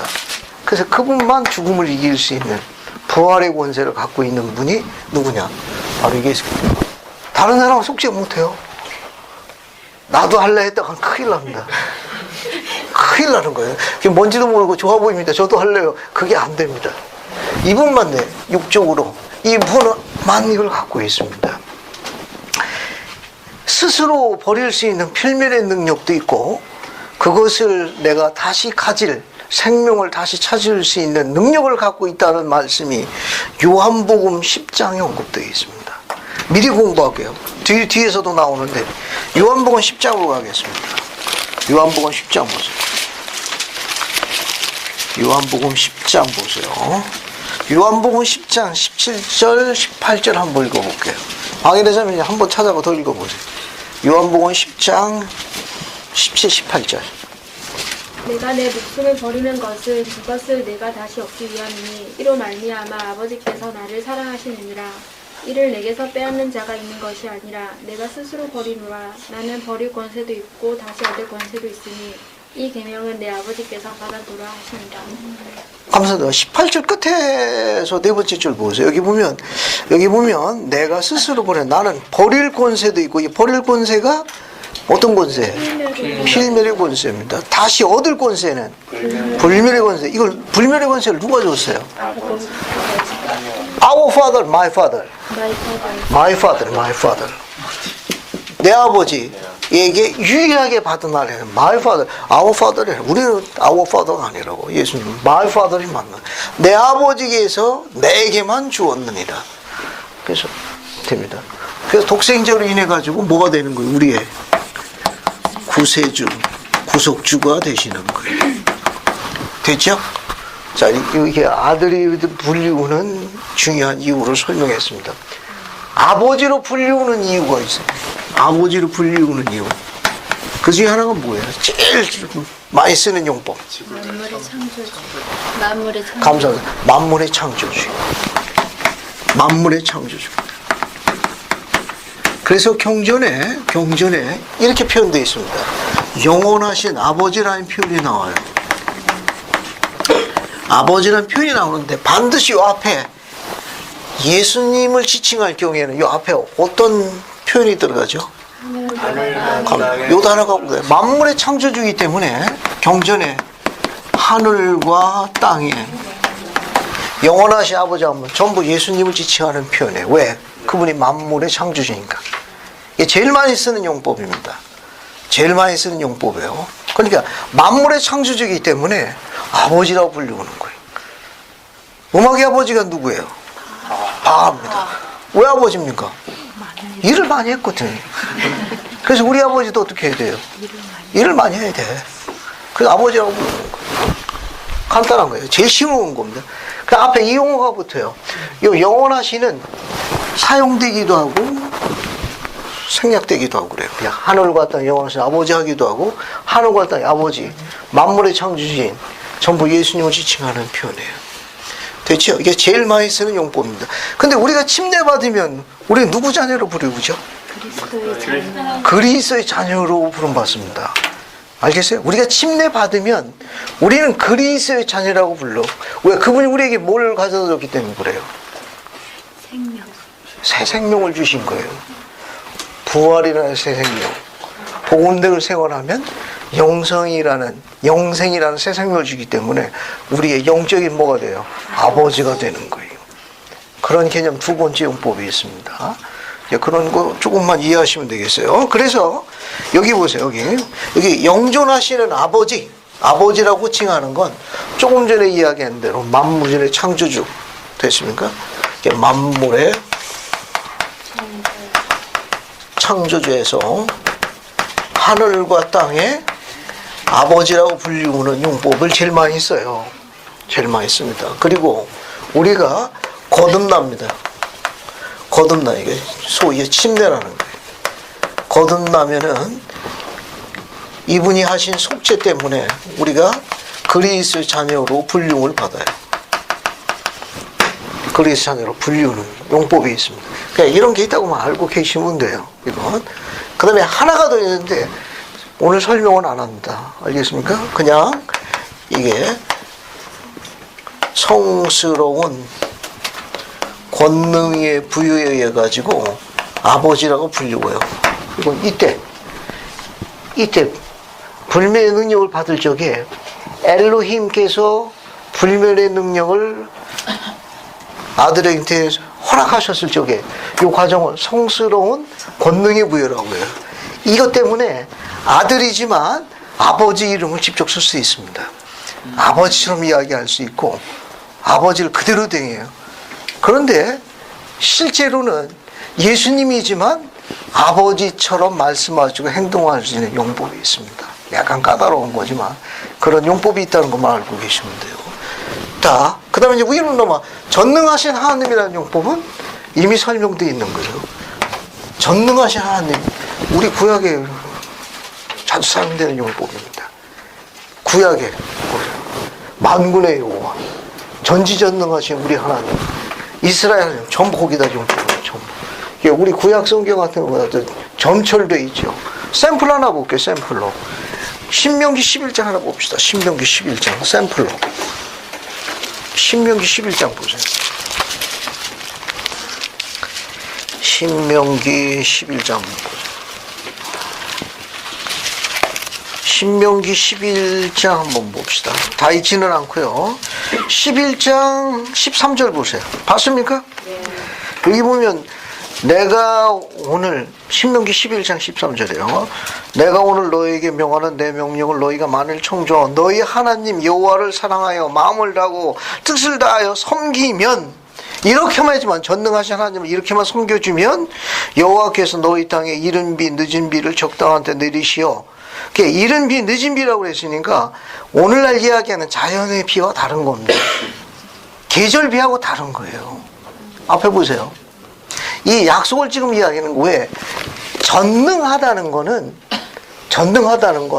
그분이 지은 모든 것을 구원할 수 있는 파워를 갖고 있다는 걸 이야기하는 거예요. 여기서 전능이라는 건 올 파워예요. 올 파워. 그럼 모든 권능을 다 갖고 계신 거예요. 당신이 지으신 모든 것은 그분이 기뻐하시는 거에 따라 가지고 그분께서 하실 수 있는 거예요. 그러니까 지금 뭘 이야기하는 건 전능한 하나님을 네가 마음의 뜻과 부지런을 다하여 섬기기만 해주면 세상에서 이렇게 내리는 그런 비 말고도 그분께서 기쁘시니까 그가 섬기는 자의 발바닥에서 무엇으로 메뉴가 마음에 들잖아요. 뭐라고 나와있습니까 거기? 곡식, 그 다음에 여러분 좋아하는 거 포도주, 또 기름, 이런 것으로 풍성하게 될 수 있도록 이른 비 늦은 비를 내리신다고 그랬으니까 이게 자연의 비하고는 조금 다른 겁니다. 자연의 비, 그러니까 시기 적절하게 뭐 하는 거예요? 그분이 그가 가는 길이 형통케 되고 평탄케 되도록 걸림돌을 뭐 하는 거예요? 치워주신다는 친절하신 분입니다. 아주 친절하신 분이에요. 그걸 다 걸러주신다는 거예요. 그걸 다 그 걸림돌과 그 거치는 돌을 다 치워주시고 평탄케, 형통하게 되도록 해줘요. 조건은 뭡니까? 하나님을 섬기는 거예요. 부지런과 정성을 다해서 그만한 능력이 있는 하나님을 뭐라고 그래요? 전능하신 하나님이라고 합니다. 그 힘을 지상으로 끌어오는 능력을 뭐라 하죠? 그러니까 형통케 하고 평탄케 해서 섬기는 자의 발바닥을 축복하시게끔 기름과 곡식과 포도주를 풍성하게 할 수 있는 끌어내리는 힘을 뭐라고 합니까? 신앙이라고 그래요. 신앙 없으면 안 되는 거예요. 신앙이 있으면 그걸 지상으로 끌어내릴 수가 있습니다. 나머지 내용 쭉 보세요. 쭉 보면 19절이죠. 19절. 또 그것을 너희 자녀에게 가르치며 집에 앉아 있으든지 길을 갈 때든지 누워 있으든지 일어날 때 이 말씀을 강론하고 그다음에 그렇게 하고 내 집 문설주 바깥문에 기록하라. 그리하면 그렇게만 해주면 이렇게 이것을 대대로 가르쳐주면 여호와께서 너희 조상들이 주시하신 맹세하신 땅에서 너희 날과 너희 자녀의 날에 말아서 하늘이 땅을 덮는 것처럼 될 것이라. 그죠? 24절 보세요. 너희 발바닥으로 밟는 곳이 다 너희 소유가 되리니. 풍성하지 않습니까? 저를 보세요. 이 주님이 주신 전능하신 하나님께서 축복하실 적에 밟는 발바닥에 그냥 발이 안에 알겠습니까? 집에 가서 여러분 발바닥 한번 들여다보세요. 이 발바닥에 무엇으로? 자, 따라서 하세요. 곡식, 포도주, 기름. 주님께서 이렇게 하시면 땅을 허락하십니다. 부동산하고 관계 있어요. 땅을 허락하십니다. 알겠습니까? 우리 집은 지금 월세인데 어떻게 된 겁니까? 아니, 그런 땅 말고. 그런 땅 말고. 약속이 들어있는 땅이라 합니다. 몰몬경에 보게 되면 내가 계명을 지키면 약속의 땅으로 인도하려고 되어 있죠. 근데 영문이 더 재미있습니다. 두 가지 용법인데 그중 한 용법은 The Promised Land, 약속이 들어있는 땅이라는 뜻입니다. 약속이 들어있는 땅으로 인도하시는 거. 그 약속이 뭐예요?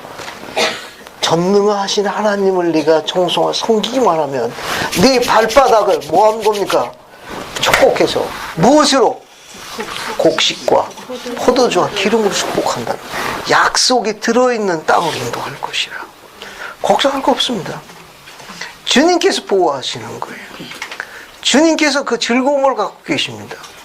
아침에 일어나서 해가 넘어올 때까지 그분을 경배하고 찬송하는 걸 듣기를 좋아하시는 거, 흐뭇해하시는 겁니다. 주님은 그걸 원하시는 거예요. 그런 자들을 뭐 하는 겁니까? 보호하시는 거예요. 양육하시고 키우시는 겁니다. 그래서 그 호칭이 뭐예요? All Power, 전능하신 하나님. 영문은 더 재밌습니다. 이게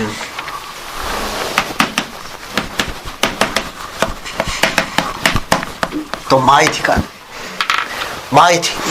이거 여러분 요즘에 그 영화 보게 되면은 뭐 리얼스틸이라는 영화라든지 아니면 트랜스포머 같은 영화 이런 거 보게 되면 그 제일 막강한 그런 제품을 쓸 때 마이티라는 용어를 많이 씁니다. 또 트럭 가운데에서도 힘이 제일 센 트럭 이름이 뭐예요? 마이티. 그 용어를 거기다 쓰면 이게 적대자가 없는 그런 뜻입니다. 이분을 적대할 자가 없는 거예요. 능하신 분입니다. 또 마이티 가드. 그분이 우리 하나님이십니다. 우리는 그분을 섬기기만 하면 돼요. 그분이 원하시는 말씀대로 생활하시면 합니다.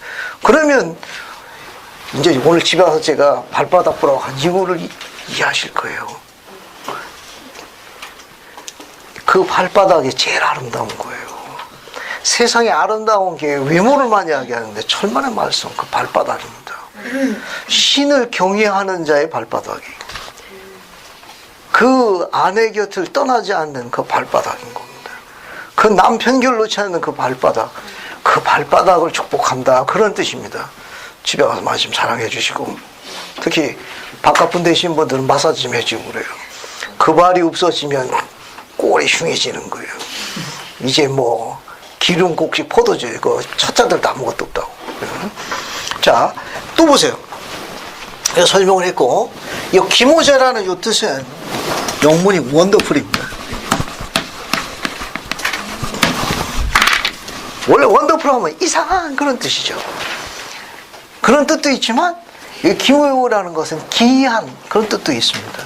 왜 기이한가 하면은 이사야가 여기서 기묘자라고 묘사한 건 뭐냐면 앞서 있는 이 성구 이사야서 7장 14절이나 9장 6절은 뭘 설명하면 전세에서의 예수 그리스도 그분이 뭡니까? 구약의 하나님이에요. 이스라엘 하나님입니다. 근데 이스라엘 하나님인데 그분이 영체로 계신 거예요. 얼마나 기이합니까? 얼마나 영체면서 어때요? 삼남한상 우주를 다 지으신 거예요. 영으로 계시면서. 얼마나 원더풀해요. 얼마나 기이하고 오묘해. 그러면 우리 몸 안에 뭐가 있습니까? 우리 몸 안에 뭐 있어요? 우리의 영. 시간이 다 돼가지고 제가 정리할게요. 어릴 적에 가정의 밤을 했습니다. 그래서 이제 우리 자녀들에게 몸 안에 영이 있다는 걸 설명해 주려고, 몸 안에 살과 뼈의 몸 말고 우리 몸 안에 우리 영이 있다. 그 영이 하나님을 따르면 우리 몸이 성전이 되고, 하나님을 안 따르게 되면은 그 영이 형편없이 꼴이 흉하게 된다. 그걸 설명해 주려고 어린 자녀들 앞에서 이제 설명을 침체하려고 했습니다. 설명을 다 하고 난 다음에 이제 질문했어요. 자, 팔을 다 걷어붙여가지고 이제 봐, 이거 한번 보라고. 자, 우리 몸 안에 뭐가 있지? 설명을 공과를 했습니다. 둘째 자제님, 아빠 내가 한번 만져볼게. 만져보네. 그래서 저는 이제 기대하는 답변, 우리 자신의 영을 기대하면서 돼가지고, 그럼 우리 몸 안에 뭐가 있지 아가야? 만져보니까 뼈가 있네. 뼈. 그래, 뼈가 있네. 맞아, 뼈가 있어. 기억나는 가정의 밤이었습니다. 자, 원천으로 들어갑니다. 주님이 그 영으로 계시면서 만물을 창조하신 거예요. 이스라엘은 믿는 자의 발바닥에 곡식과 기가 축복하신 겁니다. 우리 영이 얼마나 파워인 줄 아시겠어요? 우리 몸 안에 있는 우리 영이 주님께서 요구하시는 복음대로 생활할 적에 우리가 상상한 이상으로 임무를 수행할 수 있습니다. 그 영이 죽으니까 안 되는 거예요. 그 영만 다시 살아날 수만 있으면 그걸 영성이라고 합니다.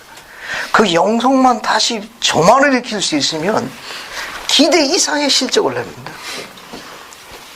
상상도 못하는 일을, 왜? 그분이 영으로 한 거 아니에요, 영으로. 그래서 이사야가 지적한 원더풀, 한 것이다. 얼마나 기이하고 이상한 일이에요. 왜? 이스라엘의 하나님이 아브라함과 이삭의 야곱의 하나님이지만 필민의 몸을 갖고 계신 상태가 아니었거든요. 영으로 계시면서 그 일을 한 겁니다. 그 일을 하시면서 이스라엘 백성들을 광야로 끌어서 40년 동안 만나주신 분이 전부 뭘로 하신 거냐? 영으로 하신 일이에요. 얼마나 파워풀합니까? 그걸 이사야가 원더풀 그 이야기한 겁니다. 끝날 때 됐네요, 이게. 모사라는 뜻은, 여러분 그 쉽게 설명하게 되면 전쟁에서 백전백승하는 그런 명지휘관, 그런 전략가를 이야기하는 겁니다. 여기 보세요, 여기. 또 금방 또 놓치겠네, 또. 이 전투의 싸움에서 백전백승하는 그런 승리의 최고의 전략관이라는 뜻, 전략가라는 뜻, 그런 뜻을 갖고 있는 뜻이 모사라는 뜻이에요. 한 문장에 이사야는 전세에서의 예수 그리스도, 구약의 하나님 여호와, 아기로서 지성에 오셨을 적에 바로 신약의 예수 그리스도와 동일이라는 걸 설파한 구절이 이사야서 9장 6절입니다. 회복된 교회가 계시가 아니면 이 두 성고를 이렇게 설명하기가 쉽지 않습니다. 이 교회는 참으로 위대한 교회예요. 오늘 이 가르침을 이사야가 우리들에게 니파이가 인용해서 내가 이사야의 글을 즐거워함이로다 하는 건 우리 몸 안에 그런 신의 잠재 능력을 갖고 지상에 왔습니다. 그것을 깨우치는 걸 영성이라고 해요. 영성은 영감으로 구성되어 있습니다. 내가 무엇을 해야 되는지 영감을 받아야 돼요. 그 영감 받는 능력으로 하나가 구성되어 있습니다. 즉 영성이라는 건 내가 앞으로 무엇을 해야 되는지에 대한 인스퍼레이션, 영감을 받는 걸로 한쪽이 구성되어 있습니다. 그 다음에 하나는 뭐냐면은 힘, 능력입니다. 그럼 파워를 갖고 있어요. 이 파워는 실제로 수행할 수 있는 그 영감받은 내가 해야 할 그 일을 성취할 수 있는 능력을 가져다 줘요. 이거 파워. 그 파워는 뭐냐면 그냥 힘이 아니고 단순한 능력이 아니라 내가 무엇을 해야 되겠다는 영감 받은 것을 실제로 성취할 수 있는 능력을 축복해 줍니다. 그 두 가지로 구성되어 있어요. 우리 몸 안에 있습니다. 우리 몸 안에 이와 같은 영성이라는 것이 있어요. 이것은 개인이 노력해야만 살아납니다. 개인이 노력하지 않으면 이 영성은 안 자라납니다. 우리 몸 안에 있어요. 이사야는 이런 것과 적용해서 우리들에게도 그것을 요청하고 있는 내용입니다. 영성을 강화하십시오. 영성은 기도와 말씀 외에는 다른 방법은 성장하지 않습니다. 됐습니까? 이렇게 결론을 맺을게요. 끝나는 중에 나옵니다. 영성에 함께 가는 동반자가 있습니다. 그 두 개들. 영성과 함께 가는 동반자가 뭐죠? 앉아면 좀 부지런하고. 부지런하고 영성은 그 두 개 더 같이 가는 거예요. 즉 부지런한 사람 치고 영성이 낮은 자가 없습니다. 영성이 높은 자 치고 부지런히 하지 않은 자가 없습니다. 이게 영성이라는 거예요. 후기성도의 캐릭터입니다. 후기성도는 부지런해야 돼요. 세상에 있는 사람들은 오직 성경책만 갖고 다니죠. 하지만 후기성도는 어떻게 해요? 부지런하라고. 이거만 있습니까? 저기 있는 공과책도 있어요. 사이즈가 작나요? 사이즈도 대판이에요. 그래서 어때 우리는 가방이 두 개예요. 왜? 중심 잡으라고. 위대한 교회입니다. 이 교회는 변화의 가능성을 실제로 가르쳐주는 교회인데 문제는 여러분 자신의 노력입니다. 노력하는 것만큼 열리는 겁니다. 모쪼록 오늘 이런 가르침을 잘 이해하셔가지고 다시 전능하신 분께 되도록 하십시오. 정성과 분열을 삼기시고 그분을 경배하십시오. 그분이 가르친 대로 생활하겠다고 결심하십시오. 오래전에 읽었던 몰몬경의 손고가 세상을 바꾸었습니다. 횟수로 거의 적지 않은 광해 40년 전의 일입니다. 한 젊은이가 그 손고를 맨 처음 읽었을 적에 내가 나의 계명을 지키면 약속된 땅으로 인도할 것이라는 걸 읽고 감격의 눈물을 흘렸습니다. 그는 아무것도 없는 천덕꾸러기 집안의 한 어린 자녀였습니다. 아무것도 안, 그냥 단지 위로받은 건 약속입니다. 40년 전에는 아무것도 안 보였어요. 지금의 아내도 지금의 사랑스러운 귀한 보석 같은 두 딸도 그저 안 보이지만 늘 든든한 두 아들, 지금에 있는 처소, 사랑하는 모든 것들은 40년 전에는 꿈도 꾸지도 못한 것들이에요. 이런 날이 오리라고는 상상도 못했습니다. 주님은 많이 축복하셨습니다.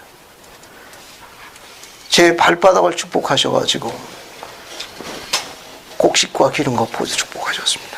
발이 좀 더 컸으면 좀 양이 많았을 텐데. 저희 자녀들도 발 사이즈가 작아가지고 우스갯소리입니다. 전 그분을 압니다. 그분을 저를 너무 많이 사랑하셨어요. 태어나서 그 어린 청소년 시절 그 이유를 잘 몰랐습니다. 그 아픔이 왜 주어지는 이해를 잘 못했습니다. 그러자 그분을 영접하고 난 다음에 경전의 말씀이 제게 꿀보다도 달고 제 삶을 바꾸었습니다. 제 영광은 그분입니다. 다시 태어나도 이 복음을 증거할 거예요. 물론 여러분이 지겹다고 생각하시겠지만 괜찮으시다면 그 임무를 수행할 그런 제 의지를 갖고 있습니다. 영성을 강화하십시오. 그분이 살아계십니다. 여러분 너무 사랑하세요. 여러분은 특별한 뜻이 있어 이 시기에 온 사람들입니다. 흰머리가 늘어나는 아비를 영화롭게 하십시오. 관절염에 고생하는 어머니를 기쁘게 하십시오. 여러분 다음 때를 축복하실 겁니다. 나머지 뒷부분은 다음 시간에 계속 공부합니다. 예수 그리스도 합니다. 아멘.